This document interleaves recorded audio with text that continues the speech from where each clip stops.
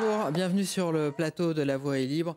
C'était le 6 mai 2012, c'est-à-dire à peu près exactement il y a un an, puisque nous sommes le 4. Ce qu'on vous propose aujourd'hui, c'est une émission sur le bilan de la première année de François Hollande avec des militants ou des élus, des jeunes militants ou des élus, en gros entre 20 et 35 ans, qui feront sûrement la politique de demain et que je vais vous présenter tout de suite. Elsa Di Meo, bonjour, vous êtes conseillère régionale PACA pour le Parti Socialiste, conseillère municipale d'opposition également à Fréjus.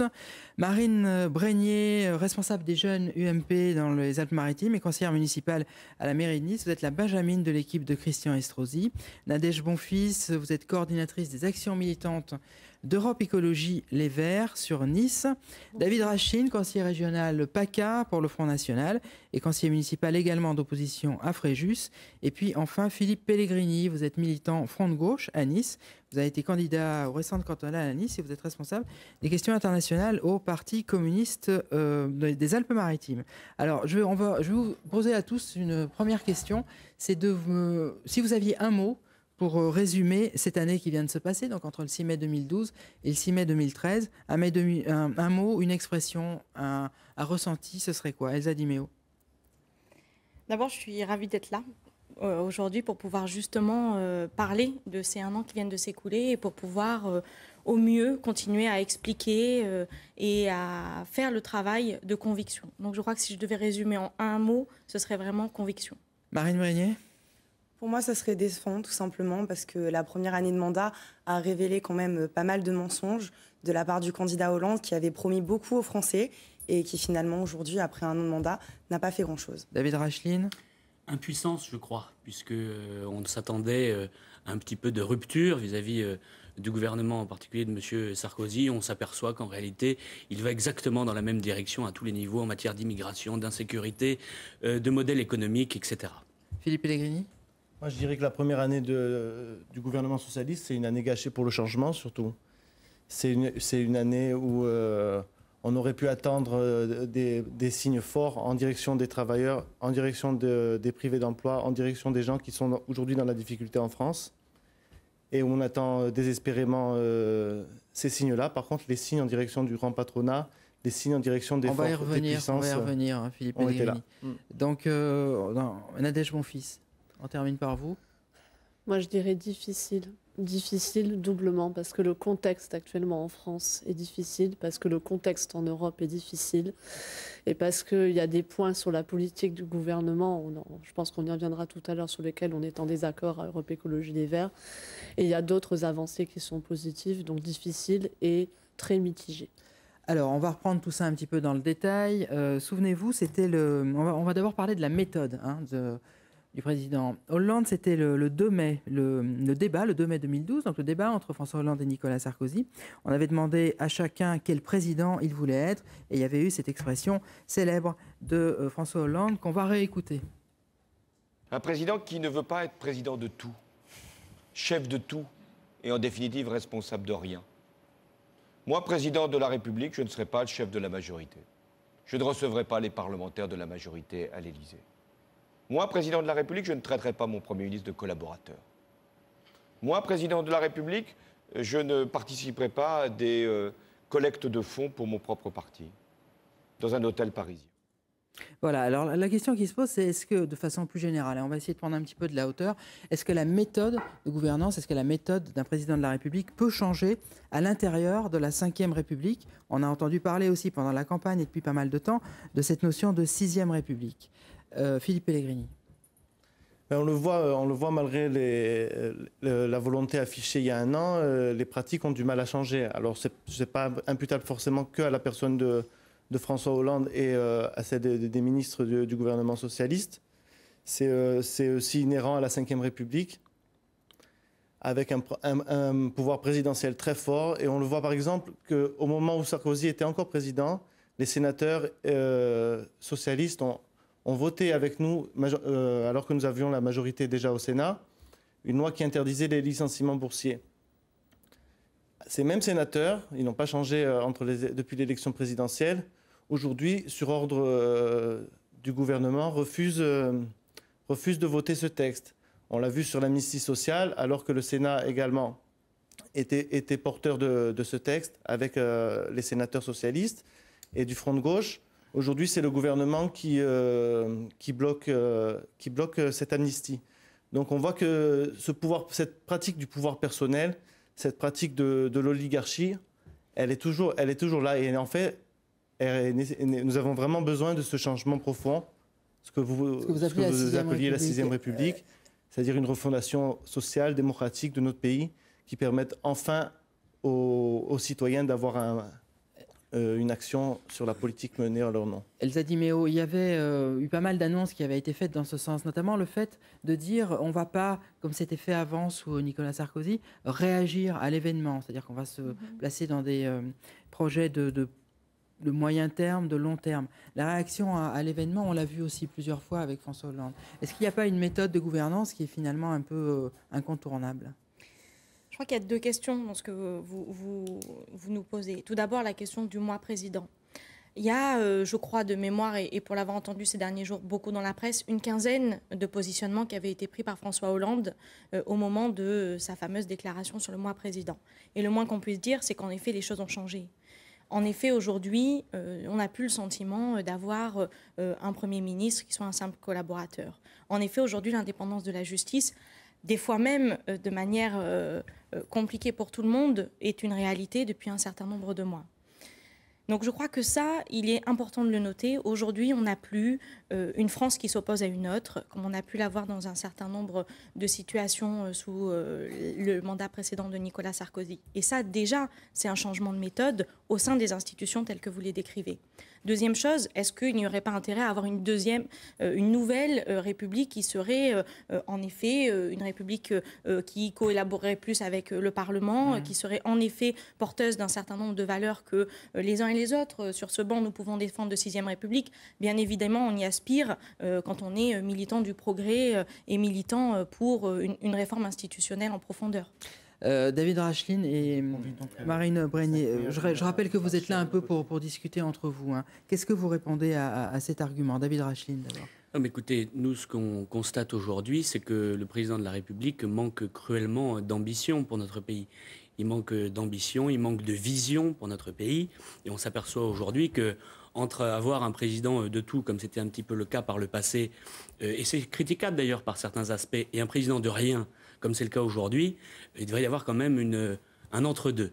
Et on assiste à quoi aujourd'hui? À une cacophonie gouvernementale qui débouche sur des réformes dont j'espère on aura l'occasion de parler, mais qui sont profondément inefficaces et même nuisibles au pays. Marine Brenier, qu'est-ce que vous répondez à Elsa Di Meo quand elle dit qu'effectivement il y a une méthode de gouvernance qui a changé, le Premier ministre n'est plus entre guillemets, le collaborateur du président? Qu'est-ce que vous lui répondez? Qu'est-ce que vous avez envie de lui demander même éventuellement? Écoutez, moi j'ai relevé plusieurs points sur ce que vous avez dit. Donc le premier point, bien évidemment, vous dites que le Premier ministre n'est plus un simple collaborateur. Oui, mais à quel prix quand on voit justement, c'est vrai, la cacophonie qu'il peut y avoir au sein du gouvernement, cette incohérence quand on voit d'un côté un ministre comme M. Montebourg qui va dans un sens et de l'autre côté M. Moscovici qui va encore dans un autre sens. Quand on voit, rien que sur Dailymotion, M. Montebourg qui annonce qu'il s'oppose à la cession et en contrepartie, on voit Mme Pellerin qui est en charge du numérique, c'est quand même sa spécialité, qui n'était même pas au courant de cette possible cession. Donc déjà là-dessus, je trouve ça quand même assez étonnant de votre part de relever que oui, effectivement, ça n'est plus un simple collaborateur, mais il n'y a plus de cohérence gouvernementale. Donc pour moi, ça n'est pas une avancée. Deuxième point, vous parlez de l'indépendance de la justice. Très bien, ok, pourquoi pas. Seulement, moi j'ai quand même un point sur lequel j'aimerais revenir. Le courrier qu'avait adressé au TGI, je crois, de Paris, M. Valls et M. Hollande, concernant l'affaire opposant Mme Trierweiler et la frondeuse, excusez-moi, mais là, je pense qu'on ne peut pas vraiment parler d'indépendance de la justice. Enfin, vous parliez du fait qu'aujourd'hui, on n'avait plus une France qui s'opposait à l'autre. Je vous rappelle quand même que pendant la campagne présidentielle, c'est vous qui parliez de peuple de gauche. Nous, l'UMP, on avait décidé de s'exprimer à l'ensemble du peuple français et pas vouloir faire une opposition entre un peuple de droite et un peuple de gauche. Donc aujourd'hui, juste, je voudrais finir là-dessus, c'est un président partisan. Dans l'extrait que vous avez diffusé, M. Hollande disait « Moi, président, je ne serai pas chef de majorité, je ne recevrai pas les parlementaires à l'Élysée ». Il y a quand même une réunion hebdomadaire qui est organisée à l'Élysée avec les parlementaires de gauche. Allez, Elsa Di Meo. Oui. Je vous remercie d'une chose, c'est de montrer à quel point aujourd'hui, vous avez encore un an après l'élection de François Hollande, du mal à accepter le fait que le peuple a légitimement élu un président de la République. Il peut ne pas vous convenir. Je ne remets pas en cause la démocratie. Je vous ai laissé parler. Il peut ne pas vous convenir. Il peut même, par ailleurs, porter des choix politiques qui ne sont pas les vôtres, et c'est bien le jeu démocratique. Force est de constater que, depuis un an, l'indépendance de la justice, c'est pas pourquoi pas, Madame Brenier. C'est pas juste un détail. Vous savez, les 5 ans de mandature de Nicolas Sarkozy ont particulièrement été marqués sur ce terrain-là, y compris ont profondément meurtri les Français dans le sentiment d'impunité d'un certain nombre. Et très honnêtement, moi, je ne vais pas vous répondre dogme contre dogme, comme vous essayez de le faire, sur point par point l'ensemble de mes déclarations. Prenons le fond des dossiers. Vous me parlez de Montebourg et de Moscovici aujourd'hui. Moi, je vous parle l'avenir industriel de la France. Quand aujourd'hui, Arnaud Montebourg a le courage de faire en sorte de préserver un des fleurons technologiques français, je dis bravo. Et peu importe si ça s'est fait au prix de quelques soi-disant couacs relayés par les médias. Ce qui m'importe aujourd'hui, c'est sur le fond, quelles sont les choses qui ont été faites en responsabilité et comment on fait en sorte demain de continuer à relever l'ensemble des défis qui sont devant nous. Parce que je vous rappelle qu'il y en a encore pour 4 ans à faire un certain nombre des engagements qui avaient été pris par le président de la République. Alors justement, les engagements, Elsa Di Meo, il y a eu un certain nombre d'engagements qui ont été pris, il y a eu des paroles et puis il y a eu des actes. Je propose de réécouter, ça va nous permettre d'avancer dans le débat, ce fameux extrait du discours du Bourget. C'était donc au mois de janvier 2012, sur le monde de la finance. On écoute François Hollande. Je vais vous dire qui est mon adversaire, mon véritable adversaire. Il n'a pas de nom, pas de visage, pas de parti. Il ne présentera jamais sa candidature. Il ne sera donc pas élu. Et pourtant, il gouverne. Cet adversaire, c'est le monde de la finance. Alors, je vais vous donner la parole, Philippe Pellegrini, et puis aussi Nadège Bonfils. On se souvient du combat d'Eva Joly sur le monde de la finance. Philippe Pellegrini, Jean-Luc Mélenchon aurait pu la prononcer, cette phrase. Alors, un an après, qu'est-ce qu'il en reste? Où on en est, selon vous? Je trouve que ça résonne avec une particulière ironie, quand même, de nos jours, puisqu'on voit que les signaux qui sont donnés ne vont pas du tout dans ce sens, qu'aujourd'hui, même si Sarkozy a été battu, il y a certaines habitudes sarkozystes qui sont encore là, c'est-à-dire de se plier à la volonté de gens qui ne représentent très peu d'intérêt, c'est-à-dire vraiment seulement les patrons du CAC 40. Et le MEDEF et le texte notamment sur l'accord national interprofessionnel. Oui, sur la compétitivité. Voilà, on en qui est parlera. C'est grave aujourd'hui que ce gouvernement qui justement a prétendu s'en prendre à la finance chamboule complètement le droit du travail français en inversant les hiérarchies entre la loi, les accords de branche, les accords d'entreprise. Et aujourd'hui, il y a une loi nationale qui unifie et qui protège les salariés et risque de ne plus exister.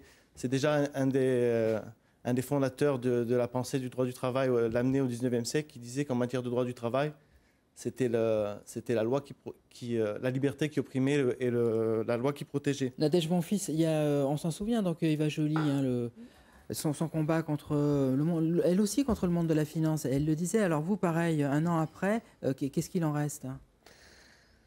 Alors c'est vrai qu'on a, on est assez,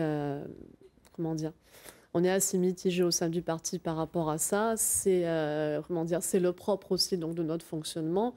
C'est-à-dire que quand je voudrais juste revenir un tout petit peu sur ce que vous disiez, autant donc Elsa Di Meo que Marine Brenier, c'est vrai que par rapport au fonctionnement démocratique et par rapport actuellement à la politique gouvernementale sur la gouvernance, moi je pense déjà qu'il y a un léger progrès, mais nous on voudrait aller plus loin. Parce que quand on voit la gouvernance qui a été appliquée au niveau national avant par l'UMP, et je pense dans certaines collectivités locales aussi, moi je pense que honnêtement il n'y a pas tellement de leçons à donner par rapport à ce qui se passe actuellement. Mais c'est vrai que nous on aimerait aller plus loin dans la 6e République, plus loin dans une démocratisation et une décentralisation dans le sens d'un fédéralisme justement, avec une autonomie des territoires. Et par rapport à la finance, c'est vrai que nous, on aimerait vraiment que ce gouvernement aille plus loin, donc comme le préconisait Eva Joly, dans la lutte contre les paradis fiscaux et contre la corruption réellement à tous les étages, parce qu'il y a un réel travail législatif à faire qui n'est pas fait actuellement, parce que les textes parlementaires ne parlent pas de sanctions et de contrôle sur la finance. Et je voudrais juste finir en rappelant justement que c'est totalement possible en Europe, puisqu'Eva Joly a beaucoup contribué à ce qui s'est passé en Islande, et ça, peu de gens le savent. Voilà, elle a beaucoup contribué au détachement de la corruption et des pressions des banquiers sur les îles. Alors, on va faire une parenthèse là pendant 5 minutes parce qu'il y a effectivement, on fait le bilan du gouvernement de François Hollande. On peut faire également le bilan de l'évolution des partis. Donc, on va voir ça l'un après l'autre. Marine Brenier, donc pour l'UMP, vous êtes jeune. Hein, je crois que vous êtes la plus jeune ici, il me semble, hein, sur le plateau. Non, je crois que... Enfin, peu importe. En tout cas, vous n'avez pas 30 ans. Qu'est-ce que vous inspire ce qui s'est passé à l'UMP après une querelle interne dont on ne pouvait pas imaginer l'ampleur et qui a encore des conséquences maintenant et qui en aura encore longtemps. Qu'est-ce que ça vous inspire, à vous qui êtes jeune? Encore longtemps, je pense que là, vous allez un peu loin.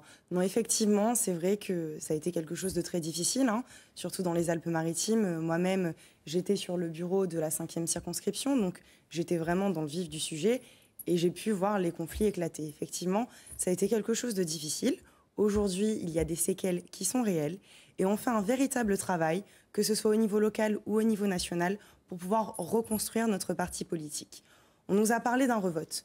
Aujourd'hui, c'est vrai que la question se pose encore. Les militants l'ont voulu, c'est sous leur pression qu'on a souhaité faire un revote à l'UMP. Aujourd'hui, seuls les militants peuvent décider de ne pas revoter. Mais pour ma part, j'estime que le mois de septembre, c'est pas vraiment la période la plus propice. Et là, aujourd'hui, vraiment, le but de l'UMP, que ce soit au niveau local avec Christian Estrosi ou au niveau national, c'est de reconstruire notre parti politique pour pouvoir être en ordre de bataille pour les élections municipales. David Racheline, au niveau du Front National, ce qui se passe en ce moment, il y avait une de l'Express il n'y a pas longtemps qui montrait Marine Le Pen, qui disait en ce moment Marine Le Pen monte. Est-ce que vous faites des propositions de fond encore qui sont réalistes? Est-ce que vous n'avez pas la tentation de vous laisser porter par les événements, en gros, qui travaillent pour vous? Écoutez, moi, ce que je constate, et sur le terrain et dans les sondages... Sortir de l'Europe, pour vous, c'est toujours possible? Ce que je constate, et sur le terrain et au niveau national et dans les sondages qui paraissent régulièrement en ce moment, qui mettent Marine Le Pen au second tour de l'élection présidentielle, Hollande n'y serait plus aujourd'hui. Ce que nous constatons sincèrement aujourd'hui, c'est une dynamique réelle autour d'idées nouvelles, parce qu'encore une fois, et c'est ce que je disais un petit peu tout à l'heure, Hollande en réalité est exactement dans la droite ligne de ce qui a été fait par le passé, tant sur le modèle économique, comme je le disais, qu'en matière d'immigration, et sur toute une série d'autres sujets. Alors évidemment, nous avons des propositions concrètes. On a parlé évidemment de l'Union européenne, des propositions économiques. Prendre un exemple, Hollande devait s'attaquer à la grande finance, disait-il. On s'aperçoit qu'il soutient Lagarde aujourd'hui comme Sarkozy soutenait DSK, et que sur l'affaire des banques de dépôt qui auraient dû être séparées en principe des banques spéculatives, rien n'a été fait. Donc sur toute une série de sujets, on voit bien qu'encore une fois, c'est le même programme qu'ils appliquent, et c'est pour cela d'ailleurs que Marine Le Pen monte dans les sondages, que le Front National, par ses propositions concrètes nouvelles, est en rupture avec le système, il faut bien le dire, avec le système UMPS, progresse considérablement dans l'opinion aujourd'hui. Philippe Pellegrini, est-ce que vous croyez à la proposition de Jean-Luc Mélenchon de dire qu'il pourrait être Premier ministre? En gros, la question, c'est vous, au bout d'un an, on a tendance à dire que c'est facile de critiquer parce que vous n'êtes pas au gouvernement, mais vous y seriez, qu'est-ce que vous feriez? Vous auriez les mains dans le cambouis, qu'est-ce que vous feriez? Tout d'abord, M. Migou, avant de parler de ça, je voudrais réagir un peu quand j'entends les propos du Front National qui attaquent la non-réforme du système bancaire par François Hollande. C'est quand même un spectacle assez comique, parce que ce parti, où qu'il soit représenté, que ce soit dans les communes, dans les conseils régionaux ou à l'Assemblée, n'a jamais parlé de s'en prendre au profit des grands groupes capitalistes, n'a jamais parlé de redistribution des richesses. Leur seul problème, c'est de surfer sur le désespoir des gens, d'amener la haine, la division. Moi, je lui dis que le problème, c'est aujourd'hui, en effet, c'est pas l'immigré, c'est le banquier. Donc, joignez vos paroles aux actes et que vos élus sur le terrain s'en prennent aux grands groupes financiers qui font du mal aux travailleurs. Si la promesse de François Hollande sur la proportionnelle avait été tenue, on pourrait s'exprimer au Parlement et on pourrait à l'Assemblée nationale en effet défendre ces propositions. Malheureusement, comme vous le savez, malgré que vous fassiez des scores beaucoup moins importants que les nôtres, nous ne sommes pas représentés à l'Assemblée nationale ni au Sénat d'ailleurs, pour des raisons antidémocratiques notables.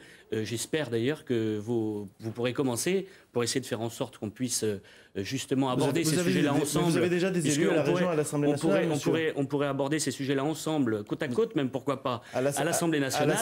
Faites voter la loi sur la proportionnelle, faites en sorte qu'Hollande respecte ses engagements sur le sujet, et puis on pourra en discuter tous les deux à l'Assemblée. La question n'est pas seulement d'être élu, monsieur. Moi, je ne suis pas élu, je n'attends pas ça pour agir. Mais nous ou d'autres, peu importe. Mais la réalité, c'est que sur le fond, on ne vous voit jamais aller soutenir les salariés en lutte, les salariés qui sont dans la souffrance aujourd'hui. C'est parce que vous ne regardez pas suffisamment la presse, mon cher monsieur, parce que Marine Le Pen est tous les jours sur le terrain en ce moment, y compris dans un certain nombre d'entreprises. Je n'ai pas besoin de la presse pour connaître la réalité des luttes des travailleurs. Je voudrais revenir sur ce que disait monsieur Pellegrini par rapport au monde de la finance. Enfin, je voudrais quand même rappeler le bilan de monsieur Sarkozy en l'espèce, qui est quand même un bilan assez intéressant, puisque c'est quand même lui qui a demandé la suppression des Golden Parachutes, qui n'existent plus aujourd'hui. Et c'est lui également qui avait imposé à l'ordre du G20 la taxe sur les transactions financières. Donc on parle de M. Hollande, ennemi de la finance. M. Sarkozy ne l'était peut-être pas, mais au moins il a fait des choses pour que ça avance et que ça puisse aider chacun.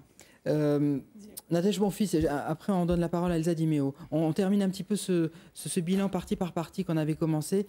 Si je vous dis qu'aujourd'hui, un an après, la position des élus d'Europe Écologie est assez incompréhensible, qu'est-ce que vous me dites ?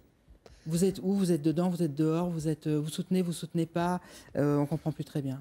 Alors déjà, comme je l'ai dit tout à l'heure, je rappelle que donc dans notre parti, il n'y a pas une ligne unilatérale, mais il y a des discussions permanentes. Je veux dire, on a un fonctionnement comme ça, qui est certes difficilement compréhensible pour d'autres partis en France, qui fonctionnent avec un dirigeant et de manière pyramidale.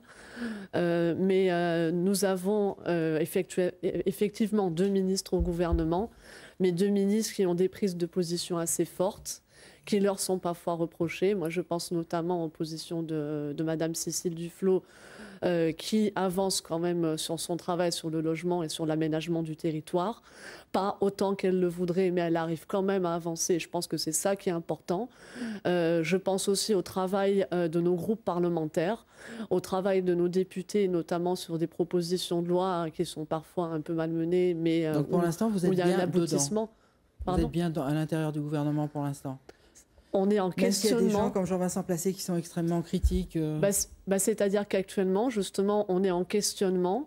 Je veux dire, on est en discussion par rapport à cette position au gouvernement qui devient en effet de plus en plus difficile à tenir par rapport à la ligne gouvernementale. On est en discussion actuellement donc par rapport au gouvernement. On termine rapidement avec vous puisqu'on est dans le bilan. Quand Arnaud Montebourg a dit que le nucléaire était quelque chose d'avenir, vous avez avalé quoi ? Votre chaussure, votre feuille, votre quoi ? C'est ça vrai vous a pas choqué ? C'est-à-dire que dès le début, les positions d'Arnaud Montebourg étaient connues, mais on n'a pas été élu à la présidence de la République. Sinon, le problème ne se serait pas posé. On aurait eu un gouvernement, on aurait chassé les paradis fiscaux, on aurait entamé la reconversion écologique de l'économie et de l'emploi à l'échelle nationale. Donc, mais là, donc, il y a une participation qui avait été votée. Comme on fonctionne avec un vote et des débats en interne, on participe au gouvernement et il me semble que notamment, je veux dire, il y a au sein d'Europe Écologie Les Verts, on combat certaines prises de position, notamment celles sur les gaz de schiste et sur le nucléaire. On continue à être force de proposition et force de critique aussi. Avant de passer au chômage, un mot avec vous, on termine, Elsa Di Meo. La conclusion de tout ça, de ce petit tour de table qu'on vient de faire. Le Parti socialiste a toujours dit qu'il se heurtait souvent à un principe de réalité. Ça s'est passé sous François Mitterrand. Est-ce que ce n'est pas un peu toujours la même histoire qui se joue ? Je vais y venir juste sur la question de la finance, parce que je crois que c'est très facile d'avoir un espèce de ping-pong qui ne rentre pas dans l'ensemble des sujets de fond. la loi bancaire, c'est pas juste une déclaration, y compris avec une méthode qui parfois ne peut ne pas convenir à un certain nombre de nos partenaires, mais qui n'est pas une méthode de rupture anticapitaliste telle que vous la prônez, mais qui est une volonté de faire en sorte, avec les outils qui sont les nôtres aujourd'hui, d'avancer et de positionner un certain nombre de choses au niveau européen sur la spéculation et sur notamment les paradis fiscaux. Exemple numéro 1, la loi bancaire, elle dit quoi? Elle dit que l'ensemble des banques qui vont avoir des filiales à l'étranger vont avoir l'obligation de déclarer la réalité économique des activités qui seront menées à l'étranger. C'est pas rien, parce que c'est de toute façon par l'activité économique qu'on est en capacité de savoir si c'est uniquement une bulle qui a vocation à planquer des fonds spéculatifs dans des paradis fiscaux ou s'il y a une réalité derrière. Vraiment, j'insiste là-dessus. Dernière chose, taxation des transactions financières. Alors oui, on peut se dire...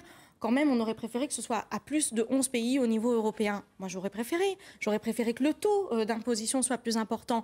Et alors, au moins le principe existe. Au moins aujourd'hui, les stock options ont été surtaxés de plus de 15 points. C'est pas rien quand vous parlez de la mise à mal d'un système économique qui aujourd'hui, en effet, a montré toutes ses limites au niveau européen et montre bien que du côté de la finance et des intérêts de la finance, on ne peut pas solutionner un certain nombre de problèmes, dont les problèmes d'emploi dont vous parliez. Voilà, justement, on va parler du chômage. Il nous reste un petit peu de temps avant le flash de midi, puisque c'est le gros dossier de cette première année de quinquennat.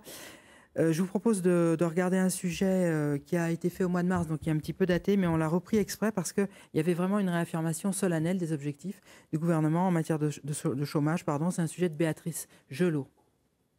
Inexorablement, le nombre de demandeurs d'emploi ne cesse d'augmenter. Pourtant, François Hollande n'en démord pas. Hier, à l'occasion d'une rencontre avec le Premier ministre espagnol, il a rappelé son objectif, inverser la courbe du chômage d'ici la fin 2013. Ce n'est pas un problème de conviction, ce n'est pas simplement une croyance, c'est une volonté, c'est un objectif, et je m'y tiendrai. Mais pour y parvenir, il faut de la croissance et les prévisions sont pessimistes. L'opposition fustige l'entêtement du président et réclame un changement radical de politique. Il faut une rupture complète avec la politique qui vient d'être conduite depuis le début de ce quinquennat. Sinon, malheureusement, je crains le pire pour notre économie. Jeudi, il dit aux 9,5 millions de salariés, les heures sup. Allez, les enfants, je me suis trompé. Les services à la personne, je me suis trompé, on relance ce secteur. Le bâtiment, je me suis trompé, on relance ce secteur. Et je baisse les charges immédiatement. S'il ne fait pas ça, je vais vous dire, vous savez ce qui va se passer? On va enclencher une spirale d'une France à l'arrêt, une tension sociale et un risque politique. Un discours que certains au sein de la majorité ne sont pas loin de partager. François Hollande le sait. Il livre un match difficile, mais il veut rester optimiste. Il compte sur les mesures prises par le gouvernement, emploi d'avenir, contrat de génération pour enrayer la spirale. Un message qu'il devrait redire demain soir aux Français. Voilà, donc je vous disais, c'était au mois de mars, donc c'est pour ça que la fin est un petit peu datée. Le chômage, je pense que vous serez tous d'accord là-dessus, c'est que le chômage, c'est le gros dossier du quinquennat, et notamment de cette première année.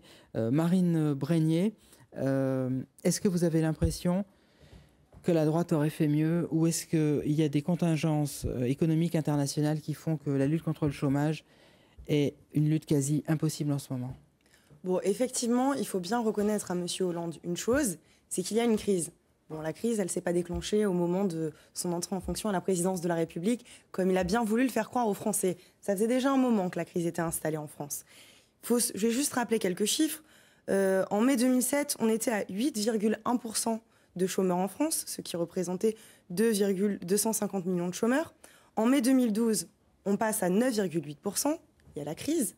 En mars 2013, on arrive à 11,3%. Sous le quinquennat de Nicolas Sarkozy, le chômage a augmenté de 24%, donc à 541 000 chômeurs. Ce qui est, c'est vrai, un score qui est assez dommage. Bon, on était à 541 000 chômeurs.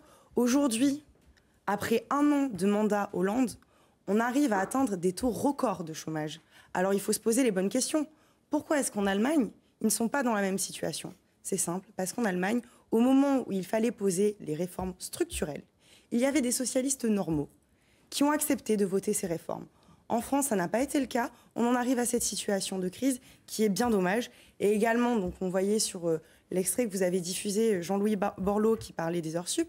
Les heures sup, pareil, comme le chômage.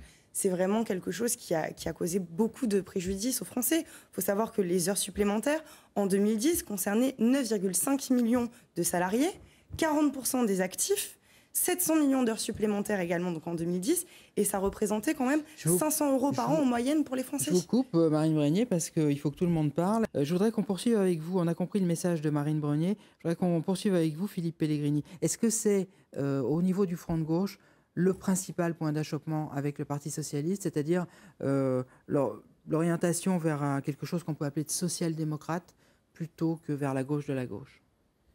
Vous parliez tout à l'heure de l'accord national interprofessionnel là, qui a été signé pour la compétitivité et l'emploi. Est-ce qu'il y a un an, vous pensiez qu'un tel accord pouvait être signé? On savait déjà qu'il y avait des voix social-libérales à l'intérieur du Parti socialiste.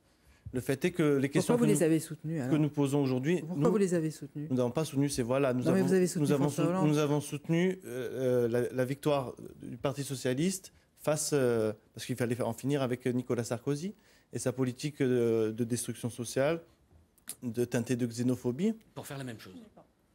Donc aujourd'hui... Nous avons appelé excusez-moi. Si vous débattiez, si vous avez dit pour faire la même chose, parce que la politique de François Hollande aujourd'hui est exactement la même. Ils sont exactement dans les mêmes carcans. Ils sont soumis à l'Union européenne. Les décisions sont prises à Bruxelles, à Washington, sans que jamais la France ne puisse, par exemple, entamer une politique de protection aux frontières pour éviter de faire comme on le fait aujourd'hui, c'est-à-dire de faire fabriquer par des esclaves pour vendre à des chômeurs en Europe, ce qui est quand même un modèle qui, à l'évidence, ne fonctionne plus. Une question concrète. Est-ce que Sarkozy et Hollande, c'est la même chose?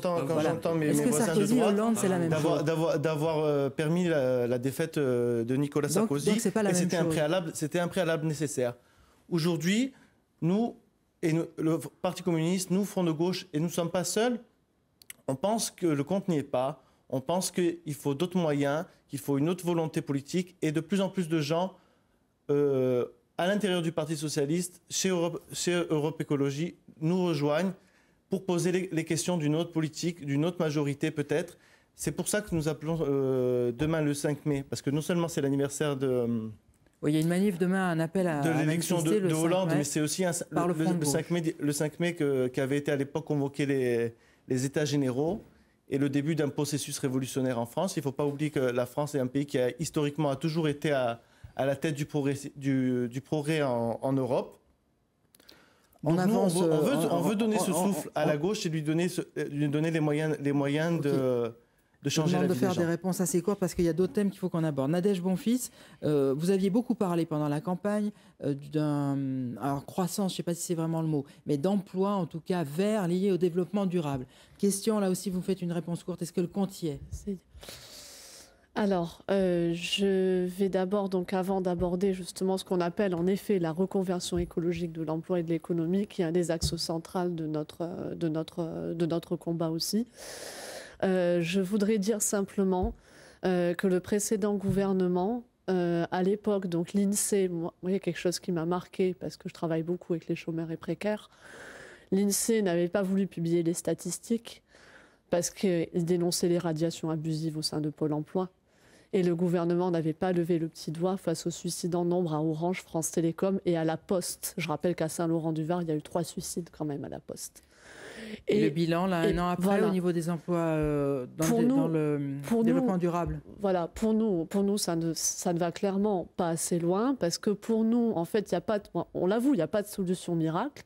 On est dans une situation qu'on connaît, je veux dire, on ne s'est jamais caché de ce contexte difficile en France et en Europe.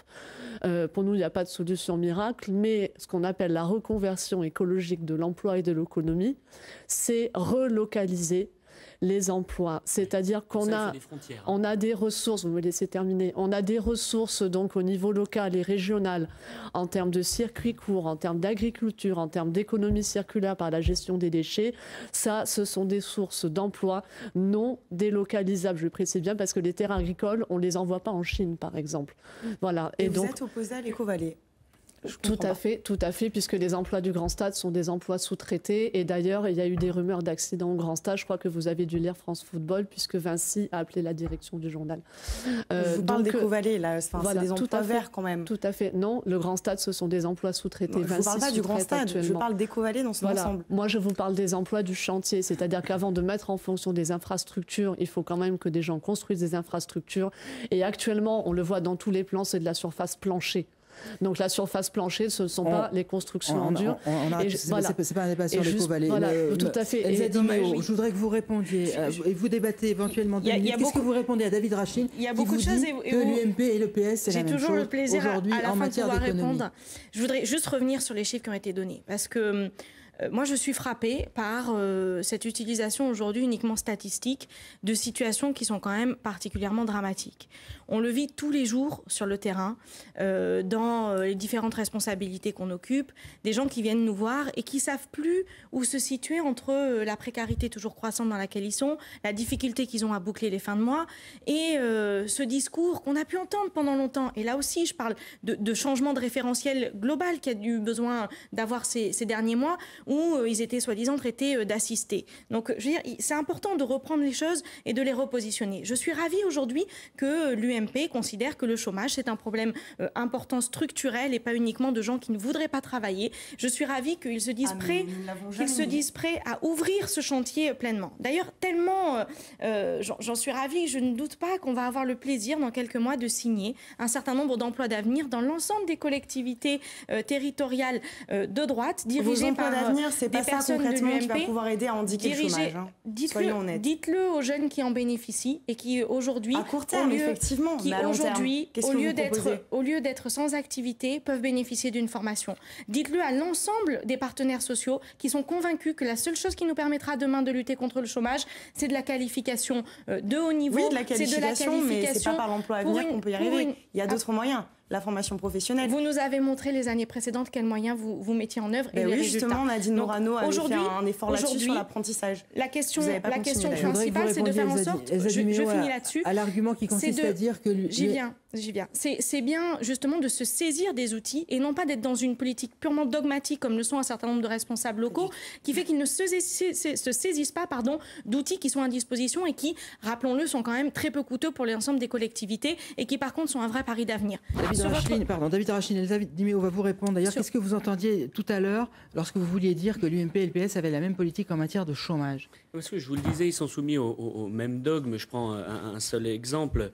En principe, on devait faire du redressement productif, nous avait-on dit, en essayant de faire en sorte que l'emploi se réimplante dans notre pays et que la France se réindustrialise.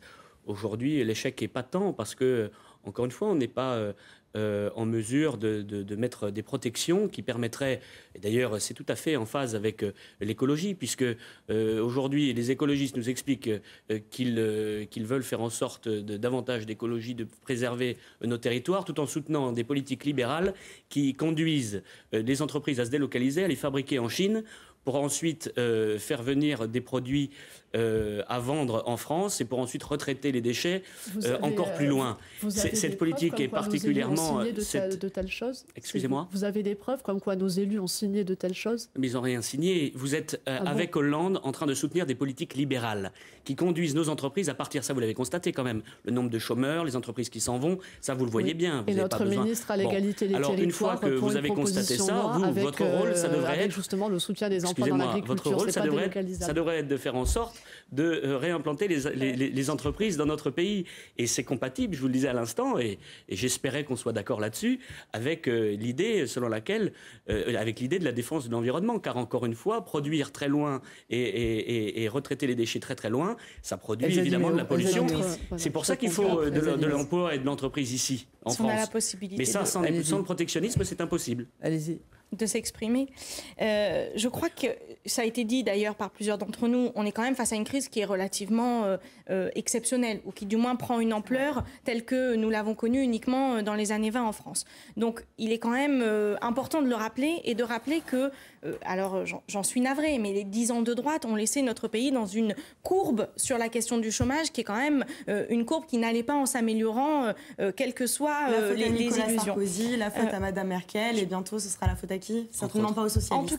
En tout cas, il faut prendre les choses telles qu'elles sont. Et la situation qu'a trouvée le gouvernement socialiste et la majorité parlementaire socialiste, elle était le résultat de 10 ans de politique de droite préalable. C'est comme ça, on peut essayer de réécrire l'histoire, mais c'est une réalité. Et donc aujourd'hui, on n'inversera pas la courbe durablement en l'espace de 6 mois, ni par le revers d'une baguette magique. Nous sommes convaincus. Qui nous avait annoncé 6 mois pour nous sommes convaincus.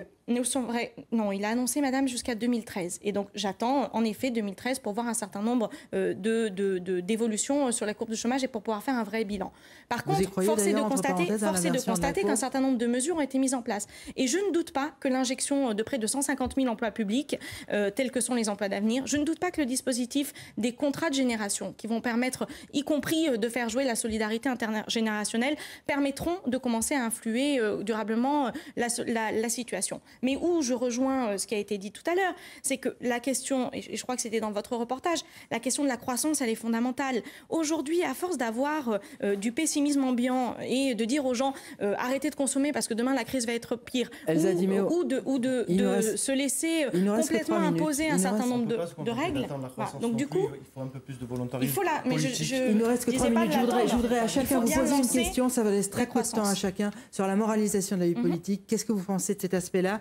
Il nous reste très peu de temps. Je vous pose cette question parce que j'ai dit, vous êtes jeune, vous êtes une nouvelle génération. Qu'est-ce que vous pensez de cette moralisation de la vie politique? Ça vous fait 20 secondes chacun à peu près. Marine Brenier.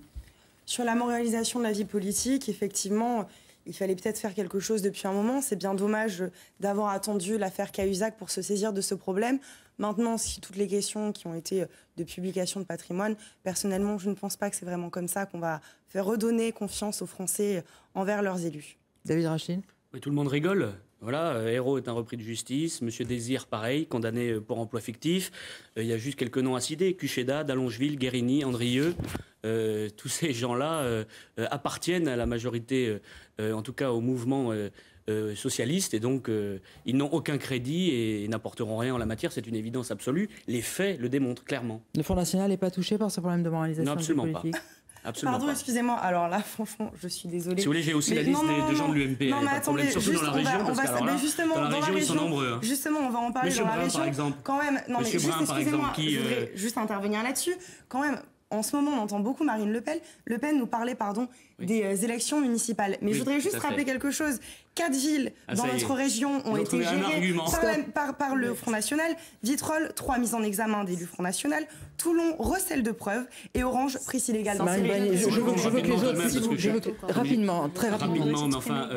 le maire d'Orange a été réélu à chaque fois avec plus de 60% des voix. À Vitrolles, ça n'était absolument pas pour des affaires de corruption, mais pour des affaires de fonds politiques. Et moi, je suis très fier que M. Maigret ait à l'époque défendu la prime à la naissance pour les Français.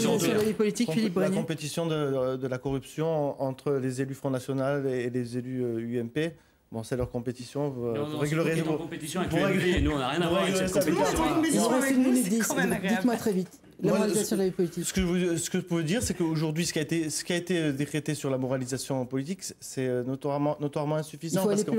Parce qu'en fait, ces textes n'auraient pas... Aujourd'hui, M. Cahuzac, il pourrait parfaiement satisfaire au nouveau critère. Agir avant. Ah, moi, je pense surtout qu'il faut encore aller plus loin. Moi, je vais vous dire, et ça me fait bien rigoler, parce que M. Rachlin est élu avec quelqu'un dans son groupe qui a été condamné en 95. Alors, les anathèmes ont, pour le coup, la capacité de renvoyer, tribunal si vous parce qu'il a été les blanchi, uns et les autres. Moi, je pense que dans la situation dans laquelle nous sommes, oui à la publication des patrimoines des élus, parce qu'on a le sentiment... Je finis juste sur une dernière chose, sur le cumul des mandats, on n'a plus le temps. Nadège Bonfils, un mot sur la transparence. Donc pour nous actuellement, l'affaire Cahuzac est révélatrice d'une corruption qui gangrène plusieurs milieux politiques actuellement en France. Et tant qu'on n'aura pas des mesures parlementaires assorties de sanctions, on ne s'en sortira pas en France. C'est la fin. Très bon après-midi sur France 3. À samedi prochain. Au revoir.